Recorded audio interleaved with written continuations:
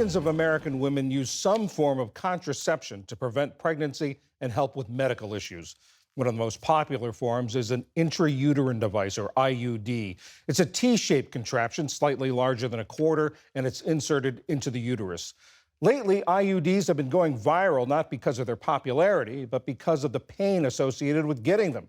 Patients have been posting videos on TikTok and other platforms to show how traumatic it can be. Didn't you let the lidocaine kick in? It's kicked in already. How's your pain? Bad, bad. Oh, I don't like that. I don't like that. Oh. Crampy. It literally felt like I was being ripped open. Following a surge in these videos, the CDC issued new recommendations about how doctors can better treat the pain. Ali Rogan recently spoke with Yale School of Medicine professor Dr. Aaron Lazarowitz. Dr. Lazarowitz, thank you so much for joining us. Before we talk about these new CDC guidelines, can you tell me about your understanding of the types of pain that people can experience when getting IUDs inserted? There's a couple different types of pain and different time points during the IUD insertion where patients can experience pain. Some patients have discomfort and pain just with the insertion of the speculum. And then there's an instrument we place onto the cervix for insertion of the IUD called a tenaculum, and placement of that instrument can also be painful. And then the IUD insertion itself can also be painful. And all of these experiences differ quite a bit from patient to patient, with some having minimal pain and some having quite severe pain with some of these steps of the process. And then tell me about the spectrum of pain management that is available to doctors to use in these circumstances, whether or not they actually use them. So right now, we unfortunately have very limited options of pain management options that actually work.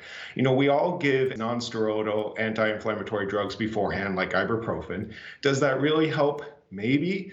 But in terms of actual reliable medications or things we can do to reduce that pain, as the CDC guideline says, there's only a couple things that may help. And that includes lidocaine injections, which I do offer to my patients, but with the caveat of it may not help with the process. And it's my understanding that you do sometimes offer anesthesia to patients. What are those conversations like before you might offer that option?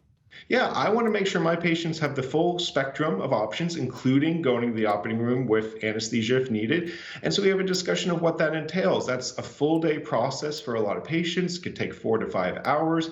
They have to fast beforehand. Then they're going to have to recover. It's a much more involved process, but there are patients where that's necessary for them to be comfortable getting an IUD, and that's okay. And that's something I talk with them about, of the risk benefits. There's additional risks to anesthesia with the clear benefit of reduced pain. It does seem, though, like there's no happy medium here between taking an Advil before insertion and then going immediately to a much more intensive process of going under anesthesia.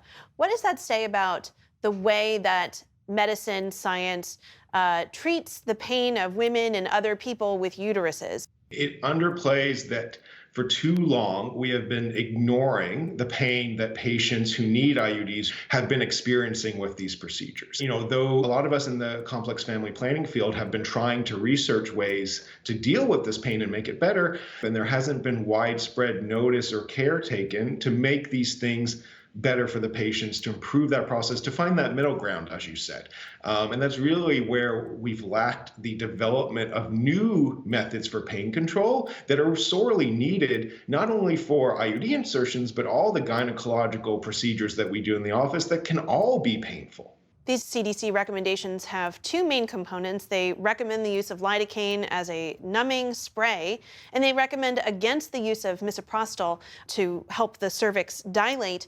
What is the impact of these CDC recommendations? So I'm a big proponent of these guidelines coming out because it gives widespread attention to things that we've been doing in our field for a while, that we know that offering more pain management options is patient-centered, that discussion of either injectable lidocaine or topical lidocaine is something that we should be talking with our patients, and that the misoprostol really is something that we should not be doing for everyone because it can definitely increase the pain. And so it's great that now this is becoming a more widespread conversation because patients have been suffering And really, attention needs to be paid. And what has the impact of these videos on TikTok and other social media sources been on the CDC putting out this guideline, but going way beyond that, just the general more attention being put on this issue?